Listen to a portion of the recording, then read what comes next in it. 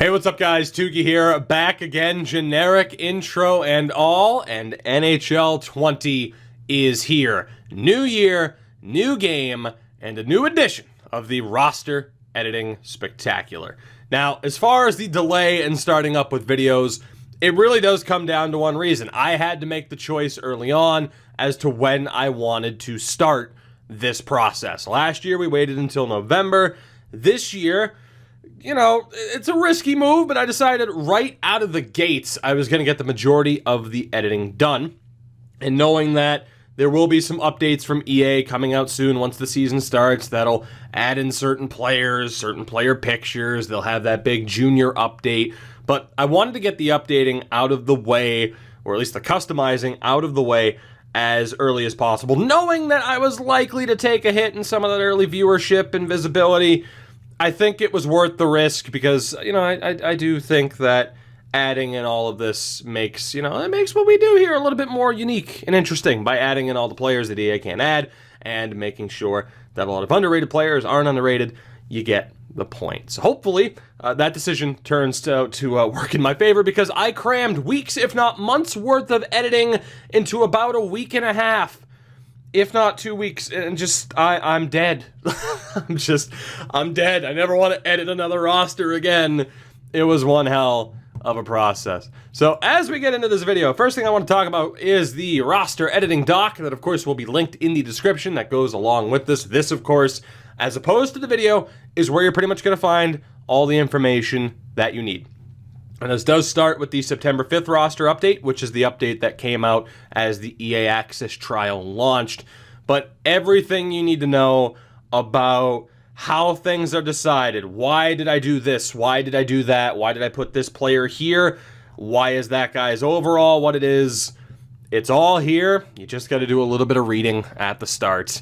But the big thing, of course, with the quick search guide, I mean, it makes it really easy. But like you'd expect, you know, going through every team so you don't have to worry where players are, where they are listed, what team they are listed on is where they are by default with that update. So if you're watching this in November or December and basing this off of an EA roster update that's closer to that point in time, some of this is going to be out of date and it's going to be a little bit more difficult to follow. But for those of you who are starting from the beginning like I am, this is the guide for you. And again, yes, it sucks. Roster sharing isn't in, and I hate it. I wish I could just put this file up and say, here you go, download it quick and easy. It doesn't work that way. But at the end of the day, again, pretty quick and easy to follow.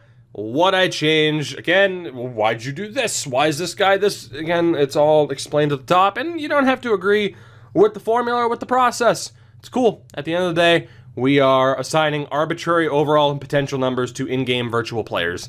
It's not that big of a deal. But again, everything is there. NHL, AHL, pretty much every league. The ECHL has a little bit as well. I go through junior. Every league is covered.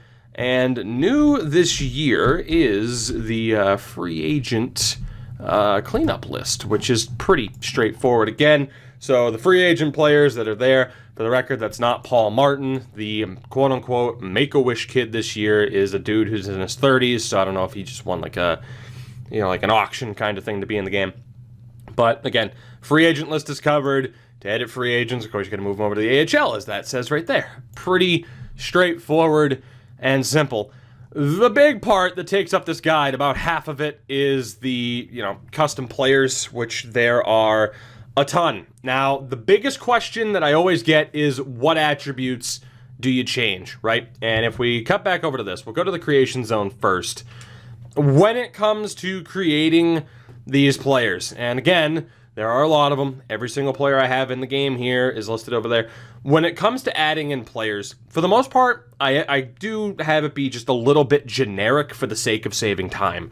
You know, if I had a little bit more time, if this was my job, I would certainly want these players to be as accurate as possible.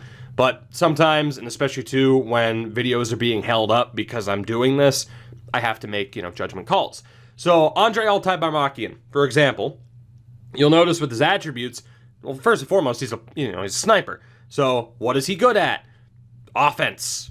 Pretty straightforward. The important thing for me is I want him to be a 68 overall based off of a little bit of research, have him be a sniper, generic attributes to get him there. You don't have to follow this in particular. You can. I mean, I'll scroll through, I guess, every single player here. Why not? Let's do this really quickly. And again, the info for all of these players is on the editing dock, and I highly, highly recommend using that. But I will quickly scroll through, and you will see how for quite a few guys, there have already been relatively close attributes, because of course there is this is a process that I did not realize how long it would take when I said I'd scroll through all of these, because good God. So yeah, if you really want to have the exact same attributes that I have, then I guess you can take the effort to pause the screen at any given moment and be able to copy and paste these. Pretty straightforward. This is my sacrifice here, okay? I mean, I'm having to hit 1,000 buttons. But this year too, at least at the beginning, there are a lot of players who would have been medium top 6 defensemen, a lot of guys who would have been, medium bottom 6 forwards that I added in at the end of NHL 19 that I haven't added into this yet. Simply, again, for the sake of time, because it would be an absolute nightmare to try and add in all of those guys before getting certain series started. So this list of created players, which again, having already created this many players, and then you factor in all the editing and the changing of the overalls and potentials, was time-consuming enough. A lot of these guys will be added in, I would imagine, by EA, especially if they end up playing in the NHL, or more specifically the AHL for a lot of these guys, like Josh Roy or Wah there on St. John. Like, I'm sure he'll be added whenever they update the CHL, as they always do. But right now, at the very least, the players that are here are either big-name players or players who are signed. So the only time I've really added a player who has a lower potential is if he's under an NHL contract already. So the rosters are pretty much up to date. I mean, as far as, who's under contract, that's 100% accurate. There might be some prospects that you don't see that you would have wanted. But if they're not there, listed here or on the editing dock, it's simply because it would have, it just would have added to the time. So we'll scroll through the rest of this because, damn it, we made it this far, and I'm always asked about it. But in terms of editing NHL players or just players throughout the game in general, it's the same thing. A lot of generic ratings. If I'm bumping somebody up or bumping somebody down, just offensive and defensive awareness is the quick way to do that. Stick checking as well, especially for defensemen. It's pretty straightforward. And again, I would love, I guess just outright, for this to be my job, because I'm sick in the head, and I enjoy trying to make these players as accurate to their real-world counterparts as possible. I would love to try and get every single player to have their equipment in-game be as accurate as possible, the goalie equipment as well, but there are just certain things that I simply can't take the time to do while also balancing a YouTube and a Twitch channel, at the same time. So that pretty much covers all of that, and admittedly pretty much covers everything that I'm going to do, because I'll at least show you the overalls and the attributes for the created players, but when it comes to scrolling through every NHL team, and I'm not going to do that on this occasion. Again, any change that is made right here. It's listed. Like I said, if you go to Edmonton, if I changed Mikko Koskinen and I bumped him down, again, how did I do that? In a very generic fashion. If someone's going on LTIR, like Kyle Brodziak's probably going to, I tell you where to put him and why. It is, again, pretty straightforward. And again, we'll continue to update this throughout the year. So that, honestly, pretty much covers it. Free agent list, though, as well, because I did make a note on the doc that, you might want to remove anybody who's 75 and up because they'll be auto-signed. You can probably leave guys like Williams and Marlowe and these top options here because, yeah, they're potentially going to sign a contract. Most of these guys have been invited to team training camps, so it's worth signing them. Probably after training camp and after every NHL roster is decided, then probably move all of these guys over to international teams, which, again, that's just a quick way to hide people. This is the Merton guy I was talking about. He's 35, apparently. So yeah, not sure why he's in the game. Normally that's the quote-unquote Make-A-Wish kid. But if you have any other questions, let me know. I will do what I can to answer them. Let me know here, Twitter, Discord, on Twitch when I'm streaming, whatever, and I'll be happy to answer any questions. But you got to understand, too, from a time perspective, I really don't want to sit here and scroll through all the NHL and the AHL stuff, And I will note, too, originally I was planning on doing something Legends related.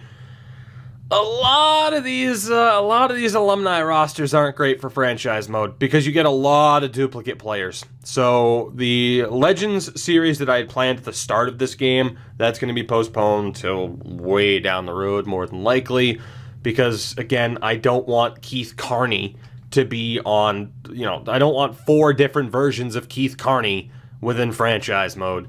So it would probably be a matter of just like being like, oh, okay, let's move the best Teemu Selanne that they made, and we just move them over to Anaheim and put them into the current day rosters. But then that would cause cap issues. So those alumni rosters, that's a whole different topic of conversation in terms of what needs to be changed there. But I wanted to make this video. Check out the editing doc. And again, hope and pray that NHL 21 has roster sharing. I've been in the whole EA Game Changers thing for 2 years.